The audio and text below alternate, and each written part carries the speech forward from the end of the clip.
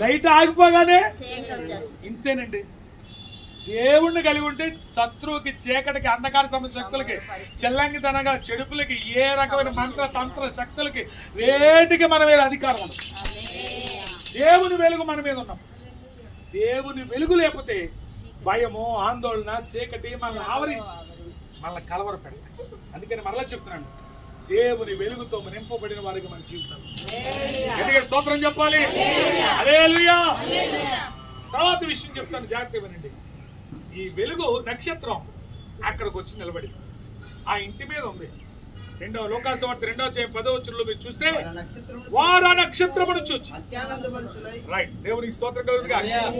నక్షత్రము ఏ ఇంటి మీదకి వచ్చింది? ఏ ఇల్లు అయితే యేసుని కలిగి ఉందో, యేసుని ఆహ్వానించిందో, యేసుని చేర్చుకుందో, రక్షకుడిని చేర్చుకుందో, ఆ ఇంటి మీద నక్షత్రం వచ్చి నిలిచింది. ఇప్పుడు ఆ నక్షత్రమును చూచి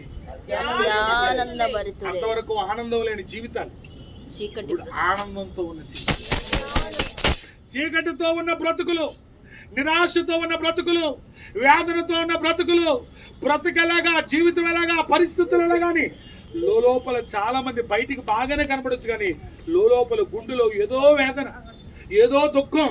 రేపొద్దున భవిష్యత్తు ఎలాగ ఉంటుంది, నా పిల్లల భవిష్యత్తు ఎలాగా, నా జీవితం ఎలాగా, నా బ్రతుకెలాగా, నా పరిస్థితి ఏమైపోద్దని భయాందోళనతో జీవిస్తూ ఉంటారు.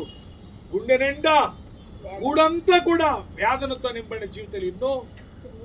మరలా చెప్తున్నాను, దేవునికి నువ్వు చోటిచ్చి ఆయన ప్రకాశత నీ మీద ఉంటే, నేనంటాను, నీలో ఉన్న చీకటి అంతా తొలగిపోయి ఆనంద బాష్పాలు